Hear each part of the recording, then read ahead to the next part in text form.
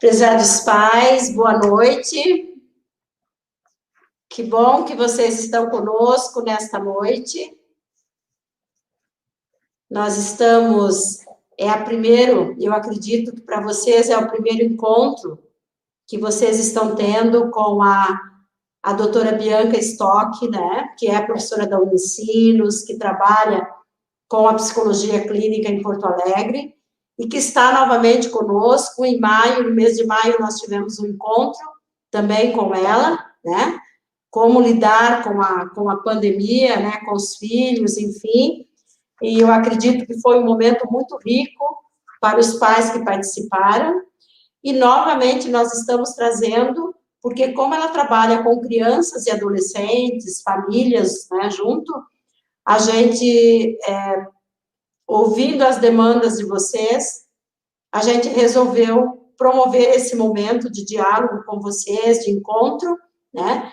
É uma pena que pelo número de participantes a gente não consegue fazer pelo Teams, mas da mesma forma a gente procurou viabilizar o diálogo pelo forms que nós enviamos e que vocês responderam, né? Agradecemos também essa participação de vocês, e serão em cima dessas questões que vocês responderam, das demandas, das dificuldades, né, do que vocês colocaram, é que a Bianca vai estar trabalhando conosco nesta noite. Mas aproveitem, mesmo assim, os que não conseguiram enviar as questões, poderão estar também neste momento, né? A Júlia, a Giovana, estarão recolhendo qualquer questão relevante, né, que não tenha sido respondida durante a fala, e estarão enviando para a Bianca, para que no final ela possa estar também respondendo a vocês essas questões, certo? Vamos, neste momento, né, pedir que as bênçãos de Deus estejam sobre nós, primeiramente agradecer a vida, a saúde, por estarmos aqui, né, diante de todos os desafios. Neste momento, a vida está acima de tudo. Né? O cuidado com a vida está acima de tudo. E que bom que nós estamos vivos e que podemos ter consciência desse cuidado conosco, com os nossos filhos. Esse também é um momento de autocuidado e de cuidado com os nossos filhos. Então, vamos aproveitar este momento.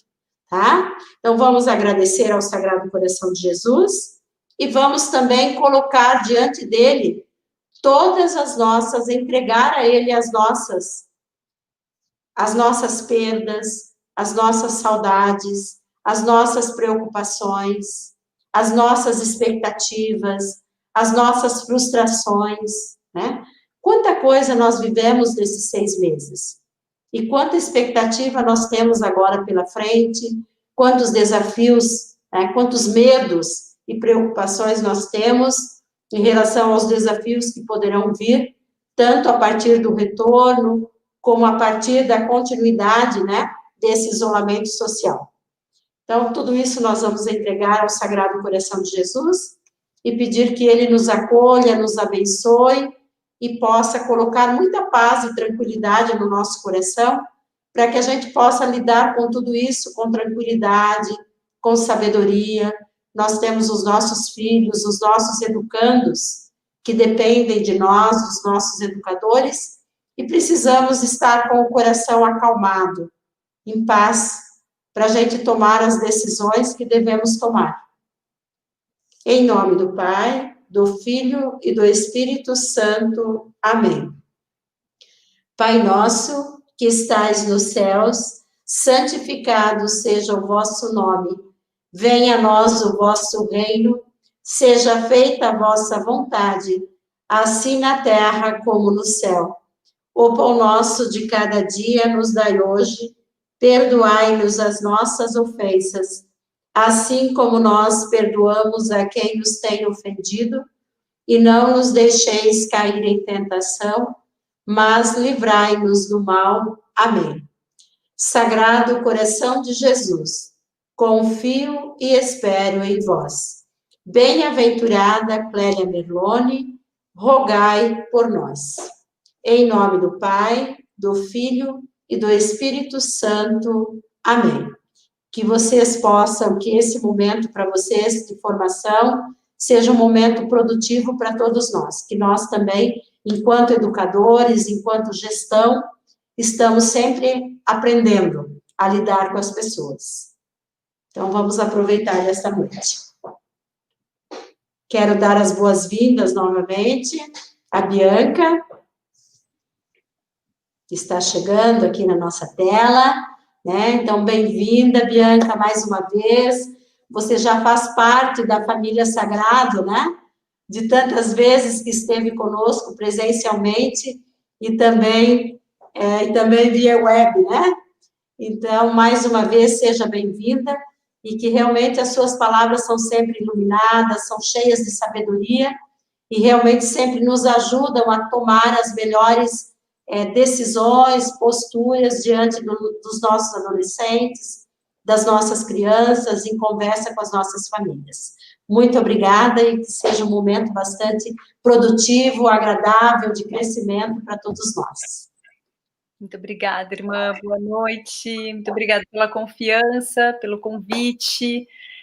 Espero que seja uma noite tão agradável como foi a de ontem e que a gente faça um diálogo muito interessante com as famílias. Então, vamos iniciar, né?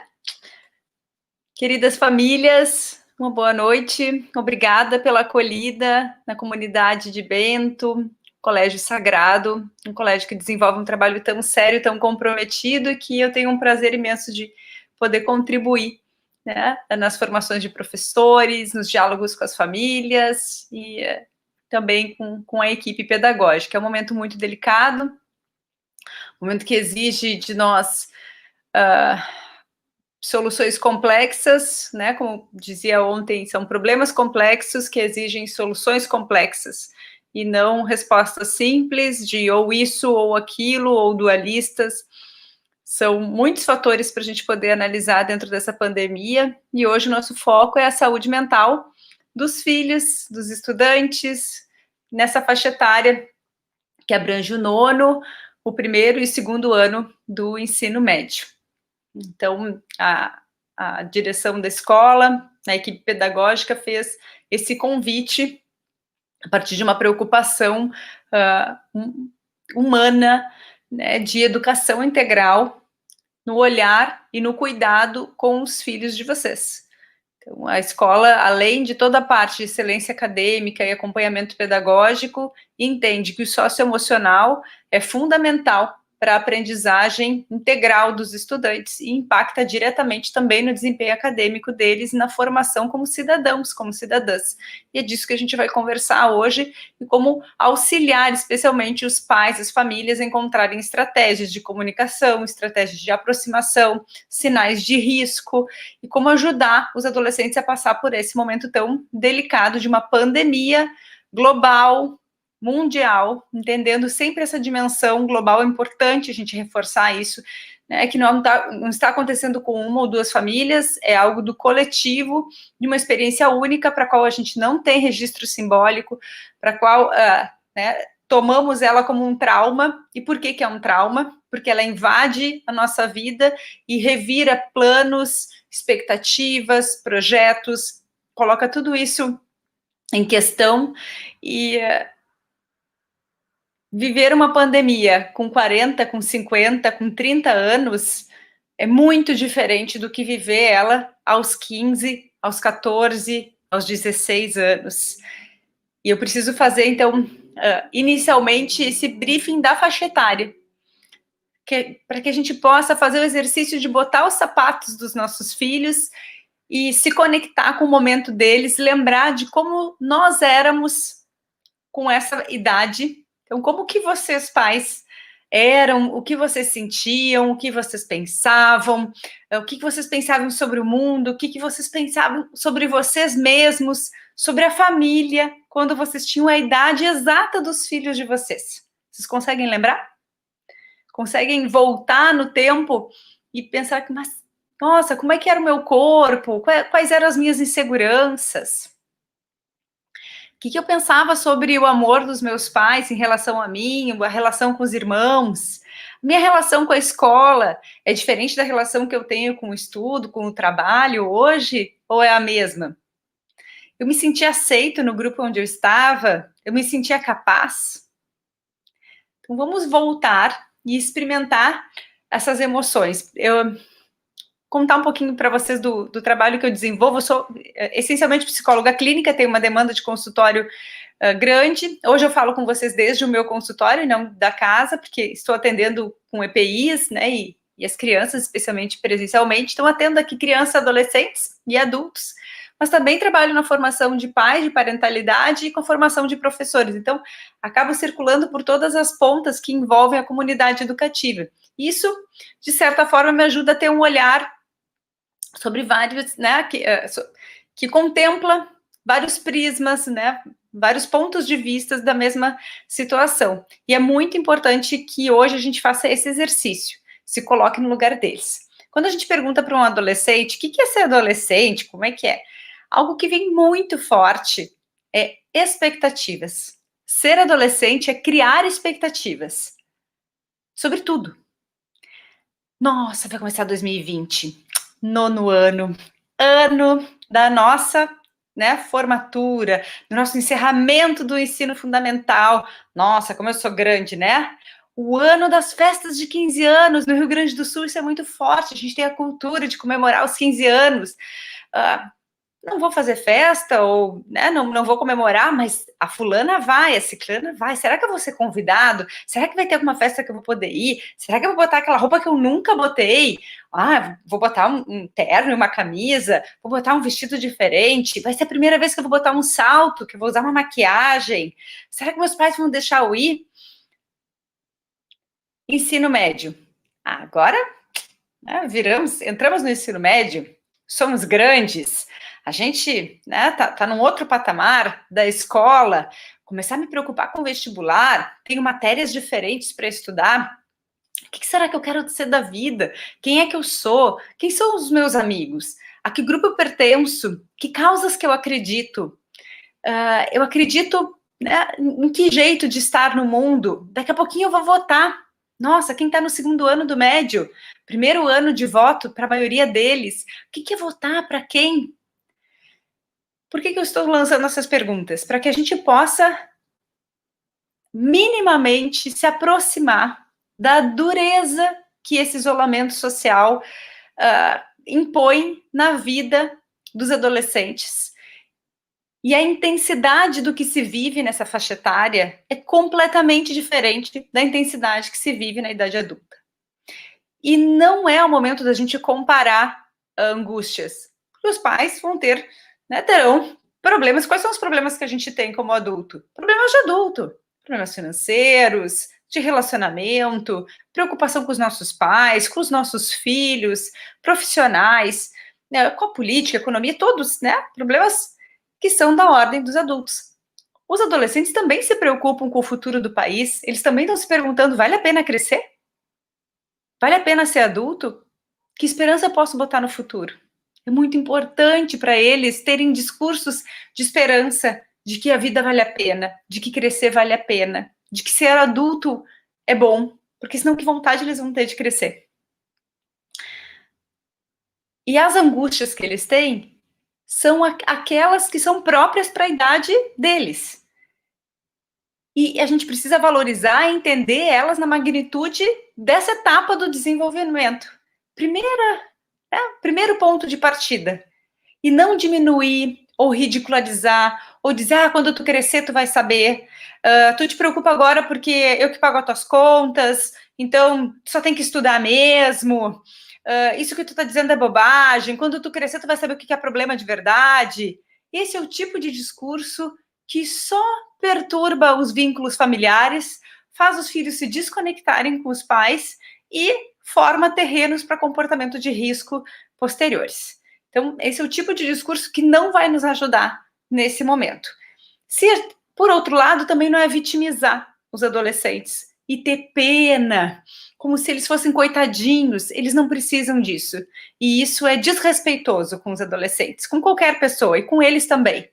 Mas empatizar com o momento é fundamental. É a idade dos grandes ensaios. Para muitos, é o começo de uma interação social sem a presença dos pais, onde eles, né, serão colocados à prova de fazerem escolhas, boas escolhas, para suas vidas e para a vida, né, e para o bem comum, para quem eles estiverem perto, sem os pais estarem junto. Então, e ao mesmo tempo, é a idade de se opor, de testar limites, de entender, né, colocar à prova se esses valores familiares, se é tudo aquilo que a gente construiu com eles, modelou com eles em casa, tem validade, se é isso que eles querem para eles. Descobertas e grandes perguntas filosóficas sobre a vida, sobre a família, sobre o futuro, sobre sexualidade, sobre emprego, sobre profissão, sobre vocação. Então, é uma revolução de perguntas que às vezes esse corpinho nem dá conta. E cada adolescente vai reagir e vai viver isso de alguma forma. Alguns na socialização, com os pares, com os amigos, outros muito tímidos, muito introspectivos. Isso não significa que eles serão assim para sempre, nem os que socializam, nem aqueles que são muito tímidos. Isso não os define, é só o que está acontecendo no momento. Isso é muito importante. O comportamento desse momento dos filhos não os define. Isso impacta, cria memórias, a gente vai falar sobre isso, mas isso não define eles. É só lembrar como a gente era como adolescente e quanto a gente mudou. Quais crenças que a gente traz ainda e quais são as crenças que a gente já transformou e reatualizou elas. Então, é importante também segurar um pouquinho a preocupação que muitas vezes os pais ficam, porque isso é um tempo e a gente não enfrenta a adolescência, a gente passa com eles. A gente passa a adolescência junto com eles. É um tempo de sustentação de uma existência, com todo o turbilhão, tanto de hormônios, de jeito desse corpo que está se transformando, que eles estão tentando reconhecer, entender, é assim que vai ficar o meu corpo, é esse o tamanho que eu vou ter, não é? Eu vou crescer como os meus colegas, ou eu estou muito alta. Todas essas dúvidas e inseguranças. E a adolescência, ela tem uma característica muito interessante. Uma adolescência sadia é uma adolescência que se vive em grupo, entre os pares. Não basta mais a aprovação dos pais, dos professores, não que as falas, o reconhecimento desses adultos referência não seja importante, muito pelo contrário, são muito importantes. Mas eu preciso ser aceito pelos meus pares. Eu preciso que o meu grupo me acolha. Eu preciso pertencer a um grupo. Adolescentes que entraram no sagrado nesse ano, que nem tiveram tempo de construir vínculo com a turma, porque o vínculo se constrói na convivência. E essa convivência, ela precisa ser uma convivência espontânea, livre. Eu chego na aula, eu largo minha mochila, fico ali como quem não quer nada, daí eu vou fazer um trabalho em grupo, daí eu conheço a fulana, daí ela já me convida para ir na festa de 15 anos dela, aí o outro me pede a borracha emprestada, na educação física a gente tem uma treta, a gente se atrita. Tudo isso faz parte daquele ensaio do dia a dia da escola. Que no virtual, que nas aulas remotas, e nós como adultos a gente também sente, fica bastante prejudicado. Porque, claro, a gente se encontra com uma pauta. Todo mundo sério, né, organizado naquele tempo, começa a aula, termina a aula. Então, essa interação solta, livre, e que ela não convoca só o visual, ela convoca outros elementos perceptivos, é que eles não estão podendo viver nesse momento. E isso é muito duro. Isso, com certeza, já está deixando marcas no desenvolvimento dos adolescentes. Já está, porque a conta não está vindo no crédito, na conta socioemocional, né, no desenvolvimento psíquico. Ela entra no débito. Os adolescentes estão entristecidos, eles estão exaustos, eles estão tristes porque eles entenderam que esse é o nosso 2020 e que não era 2 semanas de isolamento, não era 2 meses, se tornou 6 e a gente tem poucas garantias de como a situação vai evoluir, né? A Bento está com bandeira laranja, tem previsão de retorno, os pequenos já estão voltando, com todos os protocolos, com as medidas de segurança, os adolescentes com algumas datas também de retorno, mas tudo ainda com muita angústia, com muito medo. Por quê? Porque todo esse esforço que eles estão fazendo está valendo a pena. Todo esse esforço que eles estão fazendo tem um sentido, que é de proteger a vida. E a gente precisa lembrar aos nossos filhos o quanto que nós, enquanto sociedade, somos muito gratos aos adolescentes, muito gratos aos estudantes, por estar enfrentando todo esse momento, porque eles respeitarem e abdicarem da presencialidade, que é tão importante nessa faixa etária, com esses ensaios de socialização, para ficarem em casa e poderem preservar a vida, poder preservar as pessoas de grupo de risco, os profissionais de saúde, para que a gente possa ter um atendimento de saúde de qualidade, digno, caso a gente venha a precisar, né, achatar essa curva de contaminação da Covid, que eles possam ser lembrados de que eles estão contribuindo socialmente. E o esforço deles impacta e faz a diferença no social. Isso já alivia, isso já dá um sentido. Eles não estão em casa só cumprindo ordens, só cumprindo recomendação. Eles estão em casa e os adolescentes, a maioria deles, são extremamente conscientes nesse sentido e, inclusive, cobram os adultos que não respeitam os protocolos sanitários. E sabem, né, que o fato deles estarem em casa, estarem topando, manter a escola viva, a escola ativa, esse laço de compromisso com os professores. E todos nós sabemos, e ninguém precisa disfarçar, que a aula remota por tanto tempo para essa faixa etária não é adequada. Não tem um modelo pedagógico que diga que isso é bom para as crianças e adolescentes. Os professores, as escolas, os adultos, as crianças, adolescentes, todo mundo sabe disso. A gente não precisa fazer de conta que é um modelo bom e que todo mundo precisa se adaptar 100% e achar bem legal.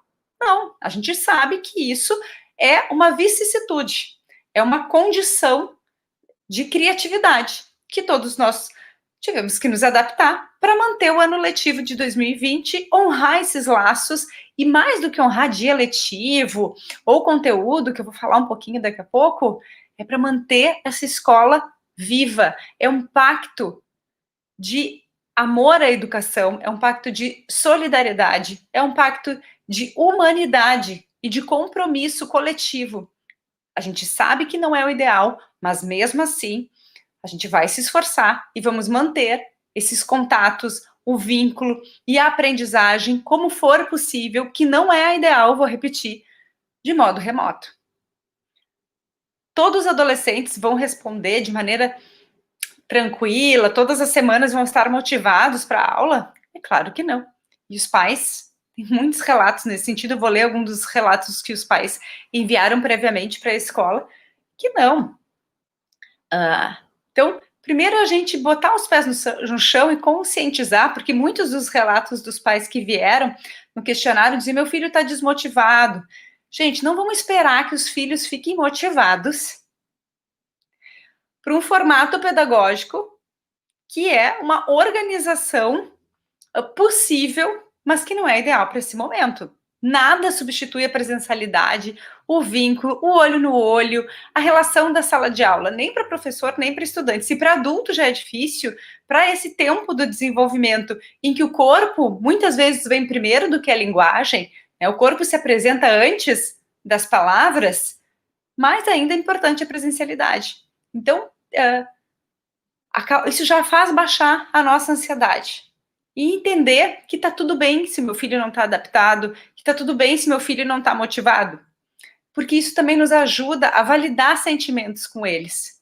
Às vezes, quando eles querem se queixar um pouco e dizer: mas eu estou cansado, mas para mim é difícil estar nessa aula, e eles, do jeito deles, né? Que não é desse jeito que eu estou colocando, é claro. Às vezes vem com palavras inadequadas, ou ataques de raiva, e dizer: estou chateado que não posso ver meus colegas, todas as explosões, ou com raiva de que as pessoas não estão se cuidando na rua, daí isso faz com que a pandemia fique mais longa ainda. Eu estou aqui em casa, estou respeitando, estou vendo o outro lá fazendo aglomeração. Então, todas essas situações que eles trazem, né, com a intensidade adolescente, a gente tem que estar preparado para poder escutar e, muitas vezes, apenas validar o sentimento, que é realmente uma situação muito delicada. Eu tô entendendo que tu tá triste. Porque o que atrapalha muitas vezes essa comunicação com os pais? Os pais escutam, mas já vem. Mas olha, todo mundo que tá passando por isso, mas tu tem que enfrentar, mas tu tem que, né, tem que entender que tá todo mundo se esforçando, tem que fazer a tua parte, a tua escola é o compromisso. E começa com um sermão que eles já sabem de tudo isso, não é o sermão que eles precisam. Muitas vezes, a capacidade criativa, resiliente, adaptativa, ela vem só por esse acolhimento, sem explicação, sem dar conselho, sem justificativa, só acolhe e encoraja a dizer: eu sei que tu pode lidar com isso. Tá difícil para todo mundo, mas e muitas vezes isso vem mais pelo olhar do que realmente pela palavra, porque eles não precisam ser vistos como vítima. Todos nós estamos sofrendo, todos nós tivemos planos interrompidos, todos nós temos medo de morrer e medo de perder as pessoas que a gente gosta e medo de contaminar quem a gente ama. Então, que os adolescentes recebam esse acolhimento e que nesse acolhimento esteja a nossa convicção de que a gente acredita que eles são capazes de lidar com a situação, que eles são capazes de fazer laços de aprendizagem com seus professores, mesmo em situações adversas. Por quê, pais? Porque tem uma grande preocupação das famílias em relação ao conteúdo perdido. Todos os estudantes desse país estão na mesma situação, os estudantes de escola particular, né? Então, vamos fazer, tem um recorte aí, também social, econômico, mas pegar o recorte de escolas particulares. Estão na mesma situação. Cada um com a sua singularidade dentro de casa, com desafios particulares, difíceis dentro dos lares, mas nesse ponto de aulas remotas, de interrupção de conteúdo, muito similar. Qual é o grande conteúdo de 2020? Mais do que qualquer outro objetivo de aprendizagem organizado lá pela BNCC, que as escolas fizeram, né, que é a Base Nacional Comum Curricular, é aprender a lidar com a crise, é aprender responsabilidade, é aprender a cuidar de si e a cuidar do outro e criar consciência planetária, consciência global, que ela começa com a participação nas tarefas domésticas dentro de casa, e isso vai se expandindo até o meu compromisso em manter a minha escola viva, em respeitar os meus colegas e meus professores, e aprender a lidar com a crise. Qualquer conteúdo que tenha sido perdido e que precise ser resgatado, será no ano que vem. Os professores são responsáveis, os professores estão vivendo a mesma situação de pandemia que os estudantes também, e farão todas as retomadas de aprendizagem necessárias. Por quê? Inclusive porque a gente tem um documento, que é a Base Nacional Comum Curricular, que, né, vigorando em 2020, coincidência ou não, né, e que estabelece os parâmetros da educação para todas as escolas públicas e particulares do país. E o que é a Base Nacional Comum Curricular, que sustenta o currículo dos filhos de vocês, coloca? Ela coloca assim, que todo o conteúdo, ele não é um fim em si mesmo. O conteúdo está a serviço da construção de habilidades de vida. Quais as habilidades de vida que está lá no preâmbulo da base?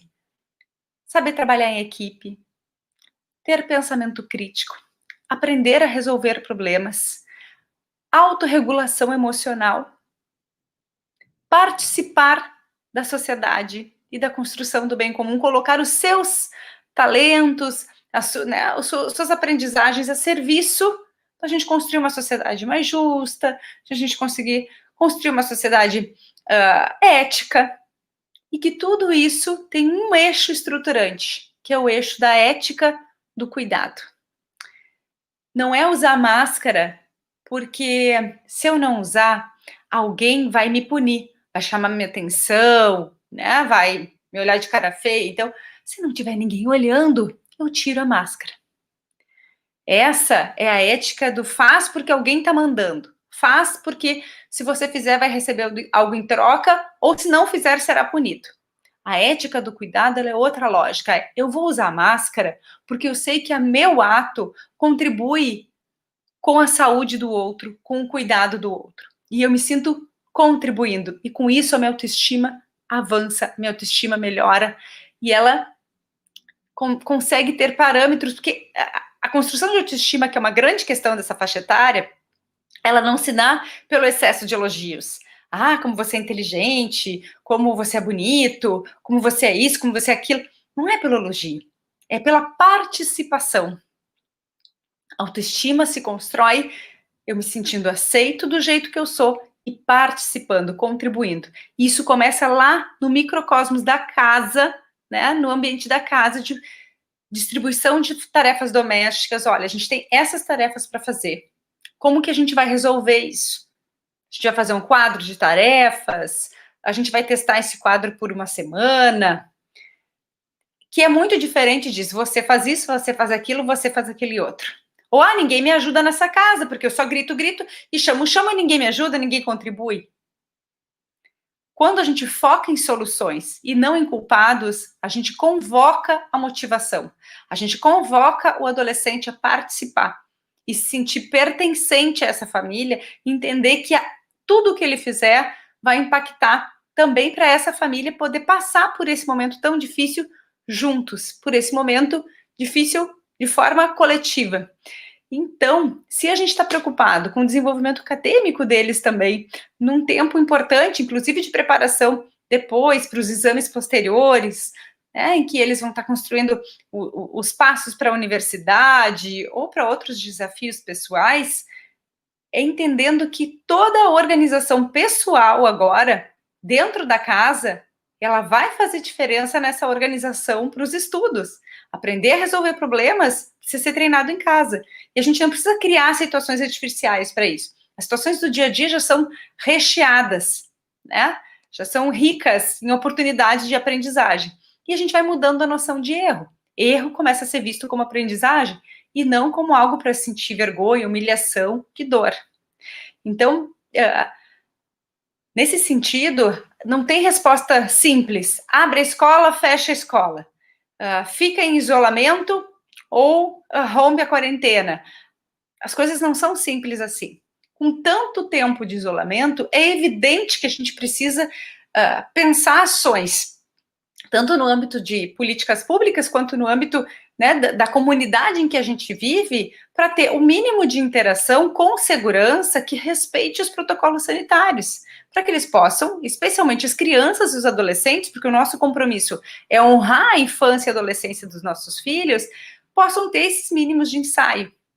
E que não sejam só os ensaios virtuais, porque ao mesmo tempo que as redes sociais, os jogos eletrônicos possibilitam que eles continuem tendo contatos entre si, dialoguem, riem juntos, brinquem, conversem, por outro lado, são contatos que muitas vezes provocam dissociações psíquicas, provocam sintomas de despersonalização, de muita paranoia. Eu tenho muitos adolescentes com sintomas de paranoia, tem um hacker e que vai entrar no jogo, e eu tenho medo que ele chegue. Então, está muito assustador esse ambiente externo. Quanto menos eles circulam na rua, mais com medo de sair de casa eles também ficam, e começa a ficar confortável ficar isolado. Eles reclamam de estar isolado, mas começa a ficar confortável, porque a gente se acostuma com tudo na vida, gente, inclusive com o ruim. Inclusive com o difícil a gente se acostuma, infelizmente. Mas a gente se acostuma, é quase um medo da interação de novo. Já é difícil a interação quando a gente é adolescente. A gente morre de insegurança, de falar uma bobagem. Por que eles não ligam a câmera? Por que eles não ligam os microfones? Porque eles têm muita vergonha. E isso é totalmente natural da faixa etária. Primeiro pela questão da transgressão, né? Então, se eu posso desligar o microfone e a câmera, também tem esse exercício da transgressão que ele é natural da adolescência e precisa ter um espaço para acontecer. E outro também, que é o grande relato deles, eles têm muita vergonha. E se o meu colega me printar? E se o meu colega tirar onda do meu cabelo? E se, né, o que aconteceria num dia habitual de escola? Para alguns adolescentes, vou botar uma touca, um chapéu, porque tô com o cabelo feio, não vou tirar de jeito nenhum. Os meninos fazem muito isso. As meninas, será que eu vou desse jeito ou vou daquele outro para a escola? né? Alguns se adequando mais a um padrão social, outros transgredindo esse padrão social, mas tem esse jogo do corpo, esse jogo da imagem que é tão importante. Então, para eles é muito ansiogênico ligar câmera e microfone e depois ser zoado pelos colegas. Ou aquela insegurança toda de estar ali. Os professores, claro que são angustiados, porque é muito difícil dar aula para bolinhas, né? Num Zoom, num Teams, em qualquer plataforma. Mas a gente entende que isso faz parte da faixa etária, que não é pessoal contra o professor, de maneira alguma, mas faz parte dos processos de individuação e de construção da grande missão da adolescência, que é a identidade. Quem eu sou e a que eu vim. Isso se constrói na experiência, se constrói experimentando, tendo vivências positivas, agregadoras, formativas e especialmente com os colegas, com os amigos. Voltando às questões eletrônicas, vamos entrar um pouquinho mais nisso, porque é uma preocupação muito grande dos pais. Eu vou ler um relato aqui que chegou, que diz assim. Aqui. Nossa família tem vivido com razoável tranquilidade e equilíbrio a pandemia. Televisão está se tornando obsoleta, apenas assistimos filmes em família de vez em quando. Queremos ouvir e notícias que chegam através de jornais. Isso faz com que selecionamos o que queremos ouvir e assistir. Imprimimos atividades dos filhos na sexta-feira, iniciamos a semana com uma rotina e organização. As aulas são realizadas na sala de jantar, ambiente em que eu posso supervisionar, principalmente o filho adolescente, pois inicialmente ficava jogando no PC ao invés de assistir às aulas. Minha angústia é fazer com que ele deixe de jogar para estudar. A escola sempre fala em autonomia, mas toda vez que contei com a autonomia do meu filho, ele troca os estudos pelos jogos eletrônicos. Isso me angustia muito. Tenho que estar sempre cobrando. Se os pais e professores não cobrarem, ele simplesmente enrola e não faz as atividades.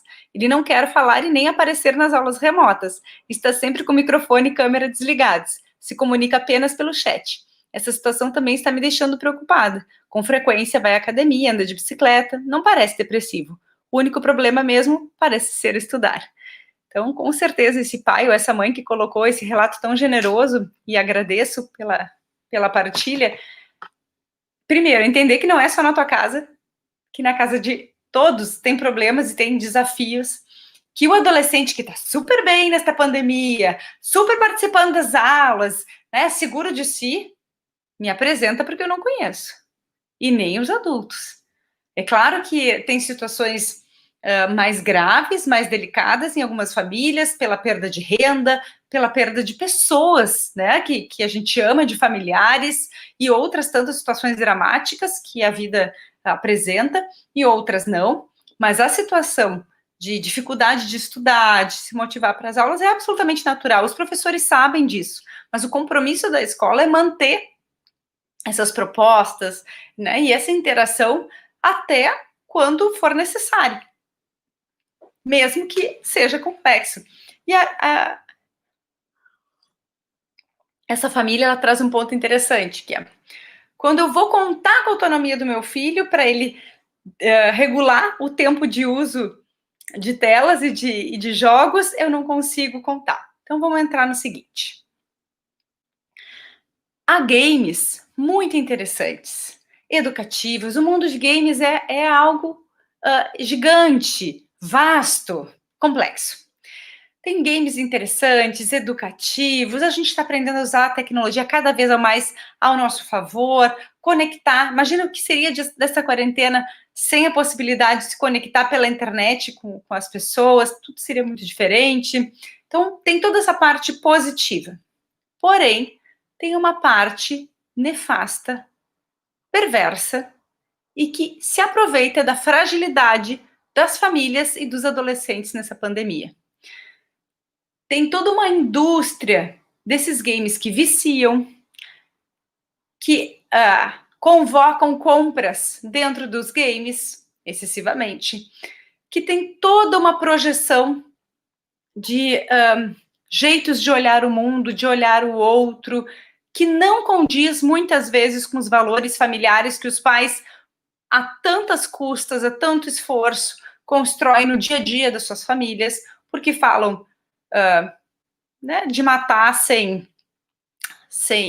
nenhuma reflexão sobre aquilo, comportamentos inadequados socialmente, né, jogos de guerra também nesse excesso que só provocam e acionam zonas de satisfação do cérebro, né, zonas neuronais que fazem com que o jovem esteja ali só se satisfazendo, ele está recebendo o estímulo, responde àquele estímulo, ele está sempre um passo atrás, sempre respondendo a um estímulo e convocado a não parar nunca. Porque se para, não salva. Porque se para, eu não passei essa fase. Porque se para, os outros vão mais à frente e eu vou ficar para trás. Porque eu queria aquela coisa lá do jogo que vai me ajudar a ter mais tantas outras coisas dentro do jogo. Gente, isso é um dinossauro. É um dinossauro gigante e somos formiguinhas na frente desse dinossauro. E a gente precisa ter consciência disso, parar de colocar toda a responsabilidade só em cima das famílias e culpabilizar pai e mãe pelos adolescentes que estão numa relação de dependência, intoxicados de eletrônicos, e entender e responsabilizar, também refletir junto com essa indústria de games. É claro que isso é a longo prazo, mas eu quero trazer essa reflexão porque não tem como cobrar de um adolescente que ele faça a limitação de tempo de uso de telas quando ele está jogando jogos que são feitos para viciar, que são feitos para criar dependência. E tem uma série de pesquisas que comprovam isso, e grupos de estudos, né, de neurociências, de psiquiatras, a gente, dentro da comunidade que pensa as questões de subjetivação e psi, a gente discute muito essas questões. Falta informação para os pais, as informações não chegam para os pais e para os adolescentes também.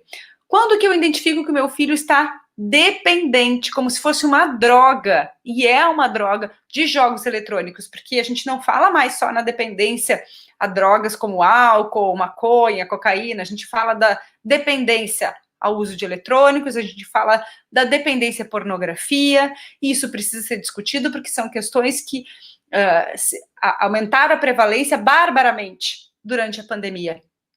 Como que eu identifico? Se o adolescente é monotemático, se ele só consegue conversar sobre games, não consegue estar em nenhum momento de convivência com a família, falar sobre outros assuntos, bom, que seja sobre o que está passando no jornal, né, algum problema familiar, se não participa das tarefas domésticas, se não consegue se engajar minimamente nas atividades escolares, se as únicas relações que tem são através do jogo, e quando esse jogo é limitado, eu estou falando de adolescentes entre 14 e 16 anos, é uma faixa etária bem jovem, eu não estou falando de 19, de 20 anos, estou falando, né, com as janelas aqui de oportunidades muito abertas ainda, sem freio inibitório amadurecido, que é o que faz a gente fazer controle de impulsos, né, estão lá em processo de maturação cerebral.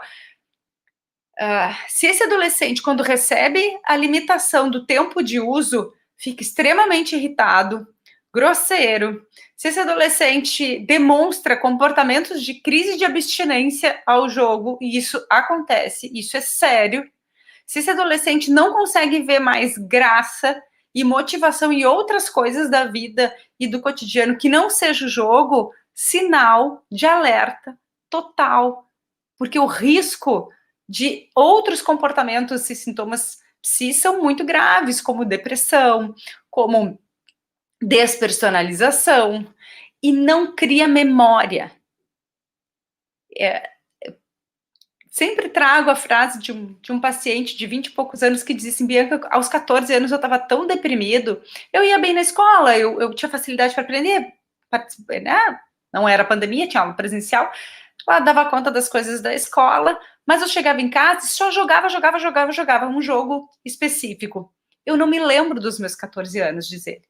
Por quê, gente? Porque quando eu estou numa posição passiva e não autoral frente à vida, e o jogo me coloca os adolescentes numa posição passiva, eu não construo a representação para o meu cotidiano. Eu não construo uma narrativa sobre a vida. Eu só engulo uma narrativa alheia. E eu não descubro quem eu sou, o que eu posso, o que eu não posso, os meus medos, as minhas potências. É uma alienação total em relação ao mundo. Claro que é uma defesa psíquica importante e, por vezes, inclusive, até necessária, Porque, frente a tantas tristezas e perdas, é melhor eu nem saber o que está acontecendo. Melhor em parte, porque eu não enfrento o luto. E na medida que eu não enfrento o luto, eu sucumbo a ele. E num período em que isso é mais grave ainda de acontecer. É claro que nós temos muitos adultos viciados em redes sociais e em jogos eletrônicos também. Os pais relatam muito. Tem pais que me dizem, Bianca, eu tenho quase uma questão fóbica com tal jogo, porque eu sei que se eu começar a jogar, eu não consigo parar. Pais adultos, né? Pessoas bem-sucedidas profissionalmente, mas que entendem o quanto que esses jogos engolfam. E é justamente né, a delícia e a dificuldade de ser adolescente, porque tem que fazer esses ensaios, tem que se provar, tem que se colocar na experiência, que faz a gente se construir como gente, que faz a gente descobrir os nossos jeitos de pensar, de agir.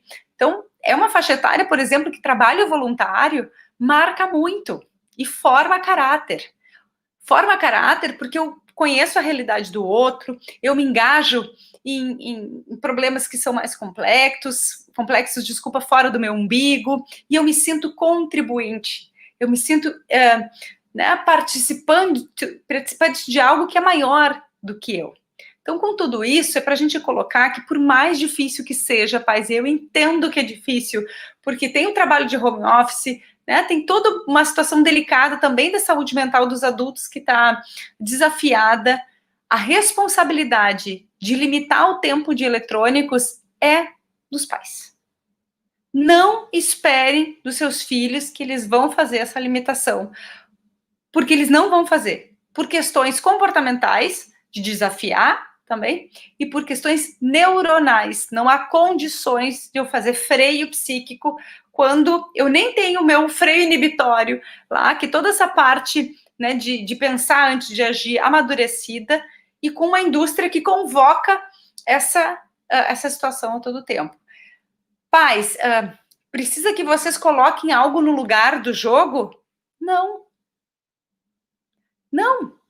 A gente precisa oferecer experiências de conexão, né, de momentos em família. Claro que isso é super importante. A gente vai cozinhar juntos, ou a gente vai fazer um passeio junto para um lugar seguro, que não vai ter aglomeração, mas vai pegar um sol, né? Enfim, fazer algo, jogar um jogo de tabuleiro que seja, junto em família, não sei.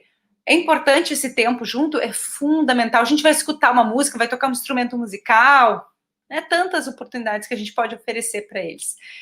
É super importante, mas não é papel da escola e não é papel dos pais ocupar os adolescentes. A escola é muito mais do que um lugar para ocupar estudante. A escola tem um papel de humanização, de civilidade, né? E a gente poderia falar muito sobre a função social da escola, mas não é de ocupar adolescentes, porque eles não podem ter tempo livre, né? E não podem ter ócio. Assim como os pais também não precisam se angustiar de ver os seus filhos olhando o teto. E naquele tédio adolescente, de dizer, não tem nada para fazer. Ou tristes, porque isso faz parte. A capacidade de se entristecer, ela precisa ter espaço para acontecer. A gente vai aprendendo na vida a não ter medo de se entristecer, porque a tristeza, a perda, a frustração, ela faz parte da vida. Mas a gente está numa sociedade que parece que os filhos nunca podem estar tristes. E isso é um equívoco. Porque quando a gente é adolescente, a gente gosta, inclusive, de viver as emoções com toda a força que elas têm em si. Eu gosto de sentir a alegria intensa, a tristeza intensa, botar uma música e chorar, que me matar. Faz parte. Tudo isso faz parte da adolescência. Então, também não é a ideia de que a gente precisa ocupar os filhos todo o tempo, como se fosse, né, a gente não pode pensar muito porque logo vai terminar tudo isso e a vida vai começar. Não, a vida é agora, do jeito que a gente está, nas condições que a gente tem, a gente pode fazer valer a pena esse 2020 com todas as aprendizagens que a gente já construiu. É como a gente pode refletir e pensar, o que os meus filhos aprenderam nesse 2020? O que os adolescentes aprenderam nesse 2020? Esse lugar de fala, claro que é deles. Eles sabem o que eles aprenderam ou não aprenderam, mas as nossas percepções também são válidas. O que eu percebo que os meus filhos aprenderam nesse 2020? O que nós evoluímos e crescemos como família? No sentido de que somos uma equipe, de que estamos todo mundo juntos e que a gente precisa passar juntos por essa situação. Que não tem alguém da família que está hiper sobrecarregado, porque os outros se eximiram das responsabilidades da casa. Então, sempre, pai, até a idade adulta, quem vai precisar fazer o limite, o corte do tempo de uso de telas, de eletrônicos, são os pais. Não pode usar o celular de noite, de madrugada, não adianta dizer que não pode deixar o celular no quarto do filho, porque ele está sendo convocado a usar. Recolhe o celular. Então, tem algumas responsabilidades que são possíveis de deixar na mão dos adolescentes, tem outras que não. E a gente poder ter a consciência disso, e que isso não é duvidar do potencial deles, é entender a nossa responsabilidade. Ao invés de a gente tentar ficar convencendo eles de algo, é a gente decidir o que a gente vai fazer e fazer. E tudo aquilo que puder ser compartilhado, decidido coletivamente, no sentido de aproveitar as oportunidades do dia a dia para a gente aprender a resolver problemas, maravilhoso. Mas algumas coisas, pela experiência e pela responsabilidade de adultos, e a gente precisa ser adulto nesse momento, a gente vai decidir e vai cumprir o que a gente está decidindo para eles, porque pela nossa maturidade, pela nossa experiência, a gente sabe algumas coisas que não fazem bem para eles, né? Então, isso é fundamental.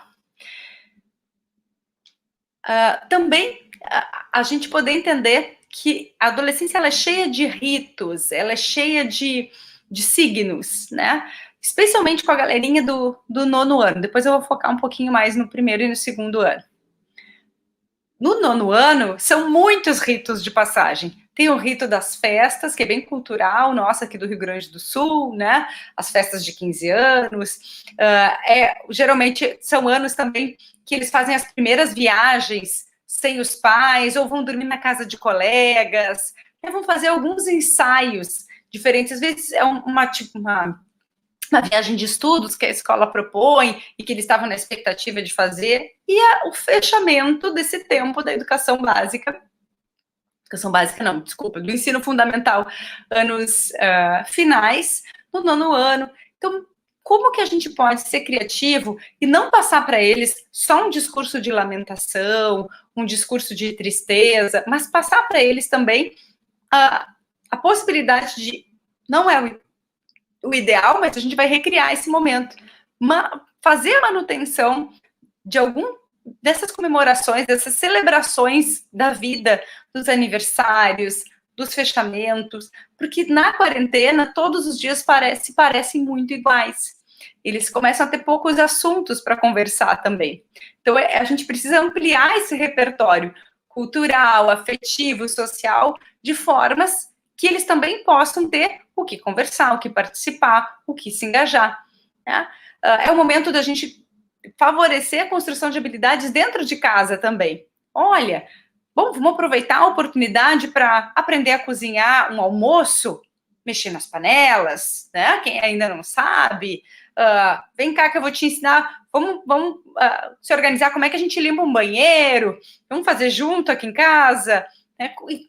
Cuidar das plantas da casa, fazer concertos na casa e outras tarefas, outras construções de autonomia que são super importantes e ajudam eles também a dignificar esse ano de 2020 e não ver como um ano perdido, mas ver como um ano cheio de oportunidades e que eles estão construindo algumas habilidades que vão ajudar eles para a vida inteira. E não é ser poliana e diminuir toda a tristeza e toda a dificuldade que o isolamento social põe, de maneira alguma. Mas as coisas, elas convivem, né? Elas são ambivalentes, os paradoxos, eles existem não para a gente resolvê-los, mas para que a gente possa habitá-los. Assim como tem o paradoxo da vontade de voltar para a escola e ver os colegas, mas o medo de voltar para a escola. E eu já me acostumei a ficar em casa. E é isso mesmo. As coisas, elas estão juntas, elas têm uma convivência. quer falar um pouquinho sobre o primeiro e segundo ano e a questão do retorno, né, que a escola tá marcando para o dia 20. O que me preocupei em conversar com a equipe também. Quando a gente fala da ética do cuidado, a gente fala que a ação de cada um importa. E a ação de cada um faz a diferença. É tenso retornar enquanto a gente não tem vacina, é tenso retornar no momento de tantas incertezas, com certeza é tenso. Tem possibilidade de nós vivermos isso com todos os protocolos, né, e passo por passo, né, um passinho de cada vez, entendendo quanto vai ser possível retornar ou não nas atividades? Sim, é possível. Minha família não está confortável, tem pessoas de risco dentro de casa, eu tenho muito medo da contaminação, e não é um medo paranoico, tá, gente? Não, esse tipo de adjetivo mal empregado agora não nos ajuda. Sim, a gente precisa se preocupar, sim, a gente precisa levar muito a sério os protocolos. Vou optar pelo meu filho ficar em casa? Pode optar, continua no remoto. É difícil porque os adolescentes muitas vezes querem voltar, mas sabem também da dificuldade. Mas o que eu quero colocar para cada família? Agora é o momento da gente começar a trabalhar com os adolescentes, para quem ainda não começou, essa responsabilidade dentro de casa. Não são os professores, não é a escola que vai ensinar eles a usar máscara ou fazer toda a higienização de mãos e de materiais. Isso precisa vir já com esse discurso e um treinamento e uma vivência de casa, que vai ser reforçada dentro da escola. No momento que um adolescente baixa a máscara e que diminui a angústia e a preocupação do outro, o laço social é quebrado. Se o meu filho não está pronto para se comprometer com a sua vida e a dos outros para poder retornar, não é o momento dele retornar. Se a minha família não está levando a sério todos esses protocolos para respeitar a saúde dos professores, a saúde dos colegas, é o momento da gente continuar dentro de casa.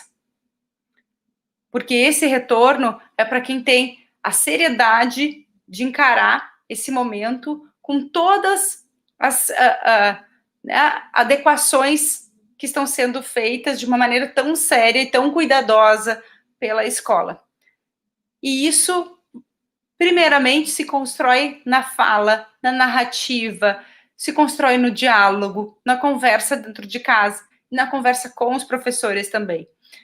Eles vão estranhar muito ocupar esse espaço que para eles era um espaço de tanto pertencimento, de afeto, de acolhimento como a escola, ocupar esse espaço dentro, né, dessa situação tão adversa que a gente está vivendo, porque mesmo dentro de casa eles não estão de máscara, né, eles estão de uma maneira mais solta, confortável, então também vai ser uma nova adaptação, e a escola sabe disso. Só que tudo isso é aprendizagem, tudo isso também é habilidade e competência, tudo isso também é conteúdo escolar. E os conteúdos escolares, eles precisam estar a serviço dessa leitura de mundo. Primeiro eu faço as leituras de mundo, depois eu faço as leituras da palavra. E a escola pode sim, e está fazendo isso, de aproveitar, né, o contexto em que estamos para fazer a costura dos conteúdos, sejam eles da geografia, do português, da biologia, da sociologia, da matemática, com o contexto que está se vivendo nesse momento e com o compromisso também dos professores de ajudarem os estudantes a interpretarem esse momento histórico, a analisarem esse momento histórico, porque isso vai fazer diferença, inclusive, quando estiverem lá fazendo uma prova de vestibular. Saber interpretar, saber analisar, saber resolver problemas, saber ser propositivo. Depois isso impacta numa boa redação. Então, é claro, eu estou falando dos exames, mas eu sei que muitas famílias pensam muito além dos exames, né? Nessa formação que é para a vida. Mas nada do que está acontecendo agora será perdido, será tempo perdido, se a gente souber escutar, documentar e fazer os laços necessários com aquilo que é do pensamento acadêmico, científico, investigativo. E isso precisa a gente escutar ampliar os nossos ouvidos também, para o que os adolescentes têm a dizer e a contribuir. O chat está aberto, gente. Quem tiver interesse também de colocar alguma pergunta, alguma questão no chat, pode ir colocando. Eu vou ler mais uma consideração de uma família. Diz assim: na verdade, nossa dificuldade, nosso maior desafio que estamos enfrentando é como lidar com o nosso adolescente de 15 anos. Ele iniciou esse ano no colégio com a pandemia e não teve tempo de ter um vínculo maior com a turma, professores, com a equipe escolar. Em consequência dessa situação, estamos tendo dificuldade com o nosso filho na realização das atividades. No início ele dizia que fazia e nós acreditávamos. Depois vimos que estava fazendo, estava tudo resolvido ao nosso ver, mas com o passar do tempo vimos que começou a não realizar as tarefas e a escola a cobrar. E a angústia final, né, a família coloca mais algumas questões, falando do aumento da agressividade do filho, o quanto que está se isolando dentro do quarto, o quanto que os pais, e esse é o ponto que eu quero chegar, que diz assim: sinceramente, estamos cansados, tem dias que até desanimados com essa situação. Vários pais, que são nossos amigos e têm adolescentes, falam que é uma fase, mas temos medo. Será que estamos sendo bons pais? Será que estamos fazendo certo? Essa é a grande pergunta de todos os pais, né? Será que eu estou fazendo um bom trabalho? Será que eu estou oferecendo aquilo que o meu filho precisa? Então, vamos falar um pouquinho sobre vínculos nesse momento, que vem ao encontro da angústia dessa família. O que é protetivo para comportamento de riscos? Vínculos seguros. O que são comportamentos de risco? Comportamentos em que os adolescentes fazem escolhas que não são boas escolhas para as suas vidas e para a vida de quem os cerca. Escolhas de autodestruição ou né, de se colocar em situações perigosas, em situações que podem ter consequências danosas para a saúde integral deles, mental, física e etc.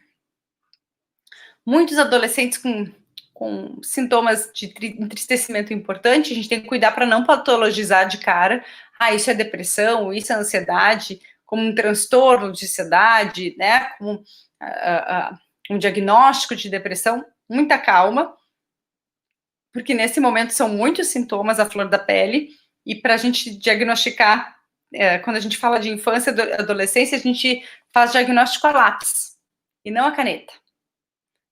Com muita cautela, para também não entrar numa hipermedicalização dessa faixa etária. A medicina está aí, a gente pode usar ela a favor da vida, mas entendendo que as coisas têm causas, que as coisas têm contextos, e que a gente tem que sempre pensar, quando a gente pensa em criança e adolescente, no ambiente. E qual o ambiente que nós estamos sendo para os nossos filhos. Né? Então, por aí que eu quero conversar um pouquinho. Pensar nesses vínculos seguros, eles têm algumas características. Quais são as características? Eu preciso me sentir sentido. Eu preciso me sentir percebido pela minha família, pelas pessoas que me cercam. Percebido não é só receber cobranças e críticas daquilo que eu não estou fazendo e deveria fazer. O adolescente dá muito motivo para ser criticado. Um monte de motivos. E se a gente não cuida, a gente passou uma semana inteira só criticando e chamando a atenção daquilo que eles não fizeram. E eles começam a provocar mais situações para serem criticados. Vai criando uma bola de neve. E eles vão pensando, mas eu faço tudo errado mesmo, né? Não faço nada certo. Meu pai e minha mãe só reclamam de mim. Vão tentar fazer as combinações da casa, as situações acabam se atrapalhando e fazem mais atrapalhado ainda. Falta foco, falta atenção, as coisas são pela metade. Então, entendendo nesse turbilhão de ideias que é a adolescência, se a gente não cuidar, a gente passa criticando. Só que o excesso de crítica e o excesso de ordens dentro de casa não contribui, não ajudam a qualificar os vínculos familiares. E a gente tem muitos exemplos em relação a isso. Então, a gente também precisa exercitar o reconhecimento, a gratidão nos pequenos gestos do dia a dia, porque isso motiva a eu me sentir melhor. Tem uma ideia muito equivocada de que para alguém agir melhor, precisa se sentir pior. E não é por aí, é muito pelo contrário. Isso vai contra os processos neurológicos. A gente não precisa fazer o outro se sentir humilhado, envergonhado, diminuído, para que ele haja melhor. Pelo contrário, isso causa mais reatividade, mais raiva e relações tóxicas depois, que impactam, inclusive, a vida adulta. A gente precisa se sentir melhor, se sentir conectado com o outro para agir melhor. E percebido é, antes de chegar e começar a dizer tudo que o filho não fez, olhar e perceber, tá tudo bem contigo hoje? Eu percebi que tu anda calado vários dias, você tá triste com alguma coisa? Você quer conversar? Não, não quero. Bom, se você quiser conversar, eu tô aqui disponível para você. E não é com florzinhas e corações infantilizando os adolescentes, mas é de uma maneira firme e gentil ao mesmo tempo, ser porto seguro e ser esse acolhimento de sensibilidade, de percepção, e de uma percepção que não é uma percepção, tu não faz nada, olha aí, não sai desse quarto, tá sempre com essa cara amarrada, tá sempre reclamando. Se eu recebesse isso, ou se vocês recebessem isso, a gente ia mudar a nossa atitude? A gente ia mudar a nossa cara amarrada, ou a gente ia ficar com mais cara amarrada ainda? Com mais raiva ainda, ou se sentindo pior? Então, a forma como a gente diz, o modo como a gente se comunica faz toda a diferença na qualificação desses vínculos familiares. Eu preciso me sentir percebido.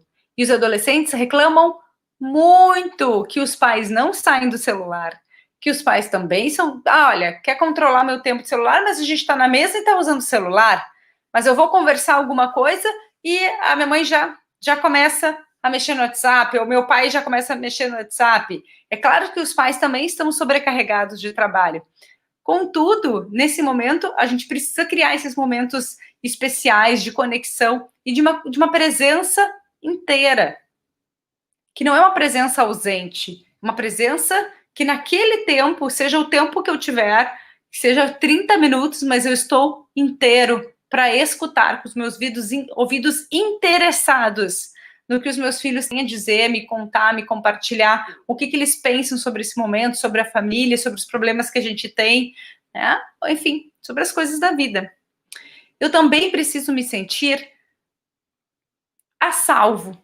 Eu preciso me sentir protegido no ambiente em que eu estou. O ambiente em que eu me sinto a salvo é um ambiente que eu vejo, nesse caso, que os meus pais se preservam, se cuidam e também cuidam de mim. E que esse cuidado ele é um cuidado coletivo. Estar a salvo também é receber limite. Também é esse limite que não precisa ser com a brabeza, com a violência, com a grosseria, mas é um limite firme e gentil ao mesmo tempo. Estar a salvo, os adolescentes que não recebem limites claros, eles sentem como negligência, eles sentem abandono, eles sentem uma situação de desamparo familiar. Especialmente quando os pais prometem algo e não conseguem cumprir, ou quando toda a relação da família ela é só em punição e recompensa, né? Você fez isso, vai ficar 2 semanas sem videogame, daí não tem nada a ver o videogame com o problema que estava acontecendo, e em 3 dias o adolescente já está jogando videogame de novo, então aquilo não valeu de nada, ele só não aprendeu nada com a situação, não aprendeu a resolver o problema. Ele aprendeu que se ele insistir, as punições são quebradas. Então, é isso que a gente quer ensinar para eles. O que eu estou ensinando para o meu filho com o que eu estou falando, com o que eu estou dizendo? E são perguntas que mexem com a gente, porque não é para pegar o chicote da culpa, como eu brinco, e sair, que eu estou fazendo? Estou fazendo tudo errado. Não é por aí. Mas a gente poder ser mais generoso conosco como pais, e os pais ajudarem os pais, compartilharem entre si, não ficarem fazendo comparação de que meu filho está motivado, meu filho está desmotivado, o meu está dando conta, o meu não está dando conta. que os pais possam construir regras coletivas nesse momento e apoio entre as famílias e compartilhamento entre as famílias. Então, os adolescentes também se sentem desamparados quando os limites são de qualquer jeito, quando tem muita permissividade ou quando geralmente da permissividade pula para uma situação super autoritária e que eles não sabem como se mover dentro disso. Né? Não são também convocados a resolverem problemas coletivamente. E uma outra característica é a gente se sentir sossegado pelo outro. Como assim? Quando eu sou o furacão, quando eu sou o turbilhão, eu preciso que outra pessoa seja a calma. Quando o meu filho está numa situação de desespero, né, ou de crise, seja de uma crise de ansiedade, uma crise de brabeza, né, uma crise de choro, ao invés de eu me desesperar junto com eles, não preciso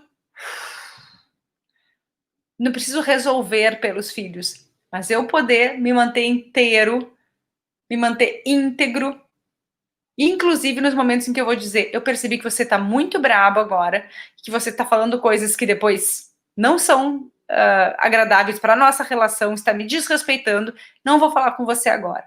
Você fala comigo quando você se acalmar.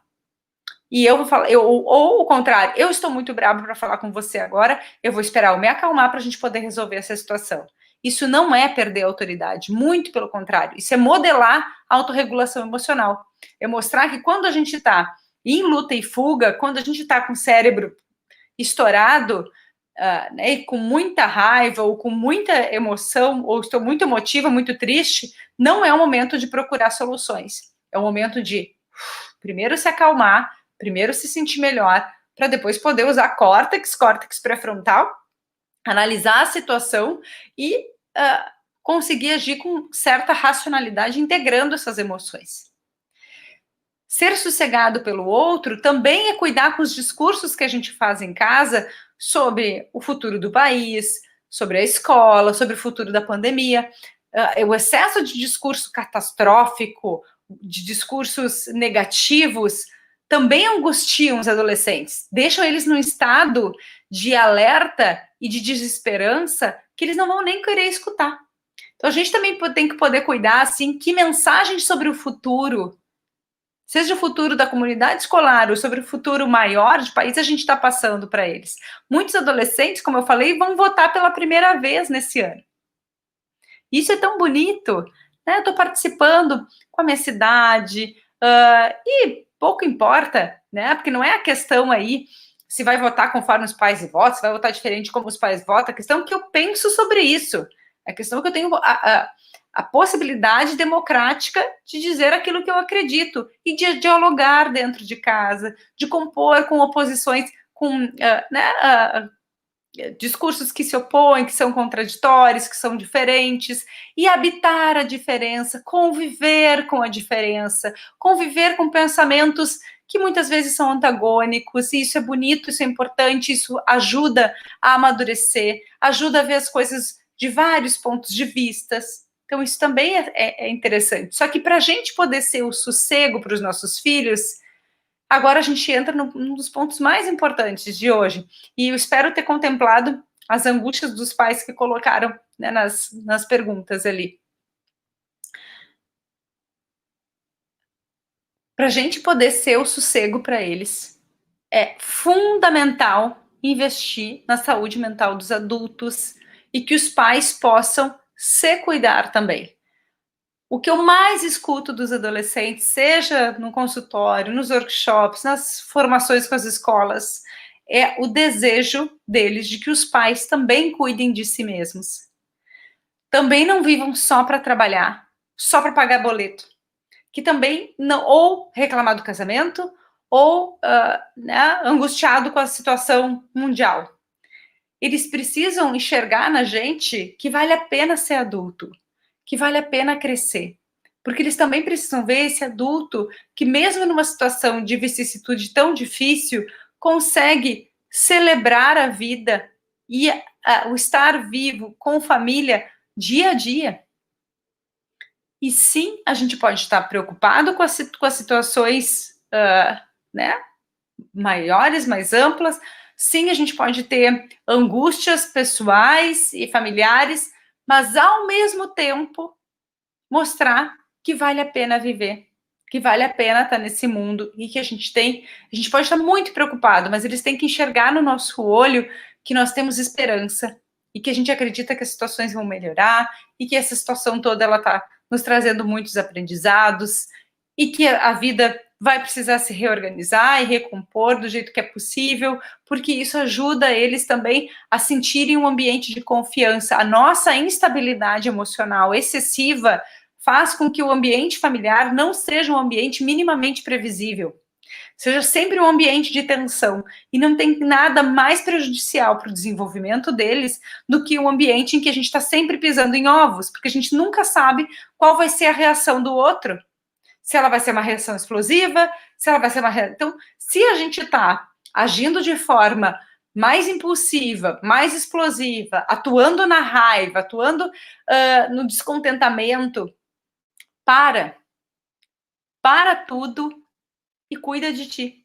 E entende que o autocuidado nesse momento, ele não é um luxo, que o autocuidado ele é essencial, ele é fundamental para a manutenção da qualidade dos vínculos familiares, porque esses vínculos seguros são aqueles que dão condições para os nossos filhos terem desejo de se conectar com a família e poderem fazer boas escolhas para eles também. Toda a questão da escolha profissional, que começa a chegar mais forte no ensino médio, né? O que eu desejo fazer? Alguns preocupadíssimos com isso, outros adolescentes, nem quero saber dessa história, deixa que eu vou decidir mais para frente, né? Então, isso é muito diverso dentro de cada turma, entender que todos os diálogos que a gente proporcionar com os filhos, essa escuta, contemplar o ponto de vista deles, que às vezes não é igual ao nosso, é diferente, não ridicularizar ou diminuir o ponto de vista deles sobre as coisas, poder entender que a gente aprende muito com os filhos, que a gente tem muito a aprender, sim, com eles também, não é só a gente que ensina. As crianças e os adolescentes, eles nos humanizam, eles nos apresentam o frescor da vida, o frescor da gente ver a vida com estranhamento, de ver ela a partir desse olhar do novo, né, daquilo que se apresenta como algo, um universo de possibilidades. Então, na medida em que eles também percebem que a gente tem interesse em realmente se conectar com eles, estar com eles e que a gente desfruta da presença deles, que a presença deles não é um incômodo constante, porque muitos adolescentes relatam essa sensação de inadequação, parece que eu devia ser outro filho, diferente do filho que eu sou. E isso é muito duro, né? Por mais que não seja a intenção dos pais passar essa mensagem, para eles é muito duro receber isso e entender por aí. Então, quando a gente consegue mostrar para eles que sim, a gente tem considerações a fazer sobre o comportamento, que a gente precisa se organizar melhor em casa, que nós temos preocupações, mas que mesmo com tudo isso, a gente desfruta, a gente gosta da presença deles, é um prazer estar com eles, isso faz toda a diferença para a conexão. E antes de qualquer correção, vem a conexão.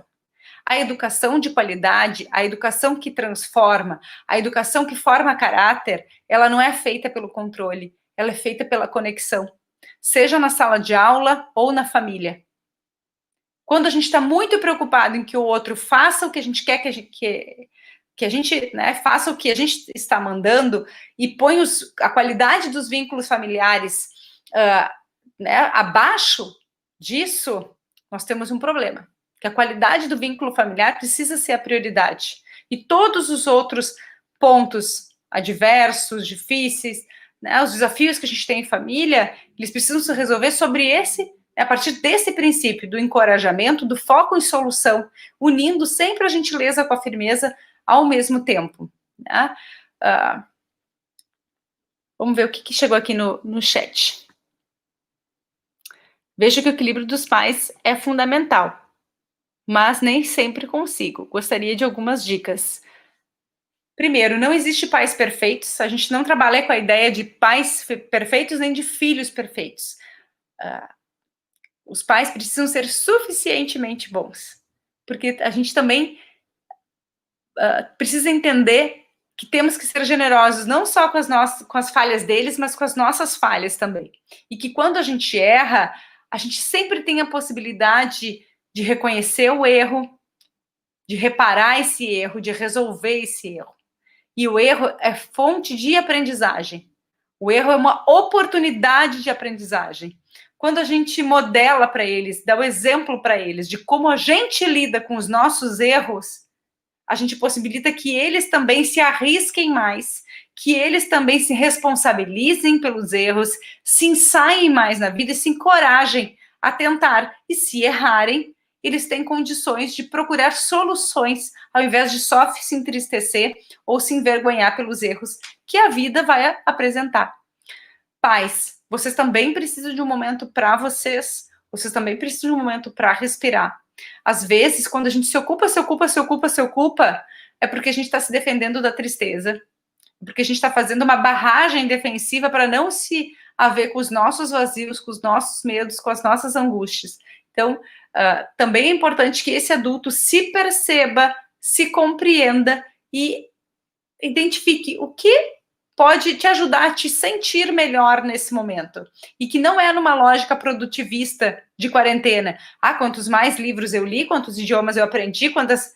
Não é por aí. É pela lógica do cuidado, de construir uma intimidade com a sua casa, com o seu lar, construir uma relação de intimidade, de conexão com o seu filho, que às vezes é um recadinho que a gente deixa, é um carinho que a gente faz, é um convidar para estar junto, é um interesse pelo que ele está vendo, lendo, conhecendo, é a construção de um repertório artístico, cultural, literário, que nos ajude a lidar com esse momento, porque a arte está sempre um passo à frente, então nunca foi tão importante a música, a literatura, né, e outros recursos expressivos para que a gente possa passar por esse momento da melhor forma possível, porque isso nos ajuda a construir saúde mental, e como eu sempre digo, saúde mental não tem a ver com diagnóstico.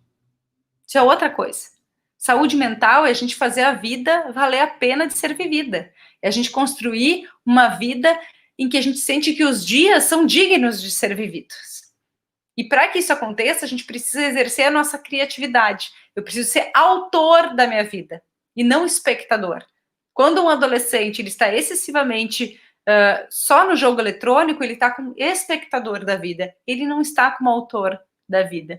E a saúde mental se constrói na autoria, nessa conexão verdadeira com o outro, né? Juntos. A gente tem mais uns minutinhos? Vamos ver se no chat tem mais alguma questão. Deixa eu ver se tem mais alguma questão dos pais aqui também.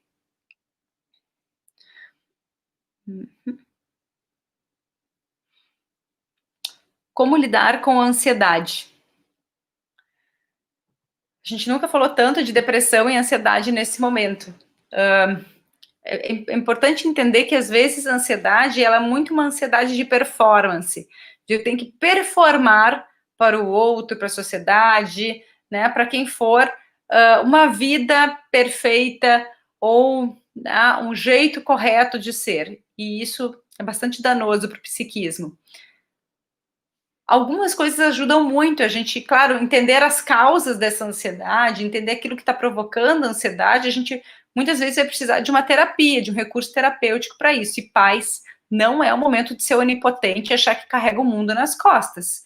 Se o teu filho está apresentando sinais importantes de entristecimento grave, ou você, né, ou crises frequentes de ansiedade, por exemplo, ou sintomas paranoides muito intensos, apresentando automutilação, muita desmotivação, procura ajuda. Procura ajuda nesse momento. A saúde mental, ela precisa ser cuidada como a gente cuida dos dentes da gente, né? Como cuida de qualquer outra parte do corpo. E desmistificar essa ideia de que saúde mental é coisa para maluco. Isso já é coisa do passado, né? Que bom a gente poder trabalhar e conviver com pessoas que cuidam da sua saúde mental, porque isso impacta não só a pessoa, mas como todo o coletivo. Ansiedade é a gente primeiro entender que a ansiedade, às vezes, como eu falei de uma ansiedade de performance, ela provoca uma dissociação entre o meu corpo, que taquicardia, sudorese, né, e outros tantos sintomas, com o meu pensamento. Então, todas as técnicas de mindfulness, de meditação, e que pode ser muito simples, às vezes é só eu deitar na cama e me conectar com aquele momento presente, quais são os barulhos que eu estou escutando, é do passarinho, é do carro que está passando, ou colocar uma música, especialmente as músicas instrumentais, que eu vou me conectando com cada som que aparece, ajuda a acalmar, a respirar, a centrar esse corpo, a organizar e poder falar, narrar aquilo que eu estou sentindo, pensando no momento.